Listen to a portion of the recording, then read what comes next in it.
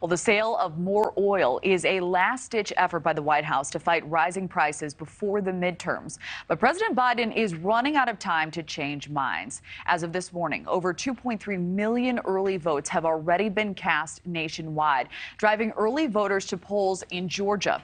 A gripping Senate race that could decide the balance of power in Congress, and a rematch between Governor Brian Kemp and Democratic challenger Stacey Abrams. A new poll from the New York Times and Siena College shows Republicans pulling slightly ahead. 49% of voters say they plan to vote for a Republican to represent them in Congress. That's compared to 45% for Democrats. Today, we are waiting for debates in the Florida Senate race, as well as governor's races in Minnesota and Illinois. We will show you highlights from those tomorrow. Tom Dempsey is live on Capitol Hill with more on last night's big debates. Tom?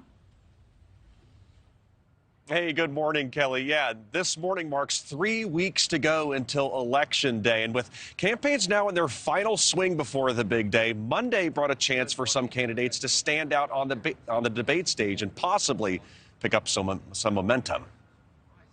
Brian Kemp, you may ask the first question to Stacey Abrams. On the same day early voting began in Georgia, a debate in the governor's race brought a chance for closing arguments. I do have the support of sheriffs, but unlike Mr. Kemp, I do not make it my plan to list every person who supports him. Republican Governor Brian Kemp hopes to win a second term, but faces a challenge from Democrat Stacey Abrams. Among the many issues that came up on Monday night, public safety. Governor Kemp hoped to appeal to police officers, while Abrams focused on gun laws. Want a governor that is going to stand with them, who has been with them, not only to have their back, but also stand shoulder to shoulder on things like civil unrest and going after street gangs. Street gangs are one part of the problem, but we have a governor who's weakened gun laws across this state. Georgia remains one of the top battleground states ahead of midterms, joined by Ohio, whose Senate race continues to be one of the most closely watched in the country. I know how much pain people are in at the pump, with food.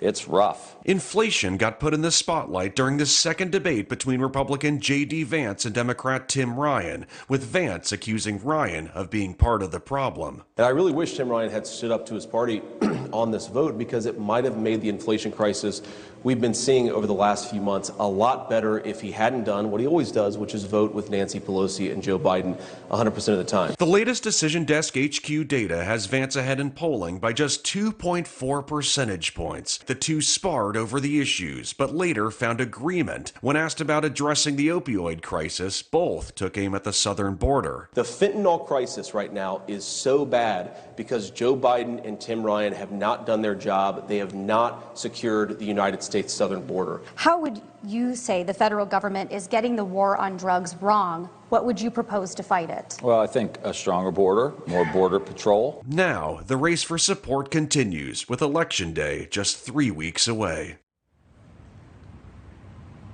We will also note Iowa had a debate on Monday night for its governor's race. Now, with 3 weeks to go, there'll be even more focus on things like rallies and endorsements. In fact, just yesterday, we learned former President Donald Trump will be holding a rally in Texas this upcoming Saturday, and former President Barack Obama will be campaigning in Atlanta later this month. Kelly?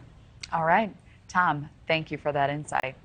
Thank you for watching. Go to newsnationnow.com to find NewsNation on your television provider. And don't forget to click the red subscribe button below to get more of NewsNation's fact-driven, unbiased coverage.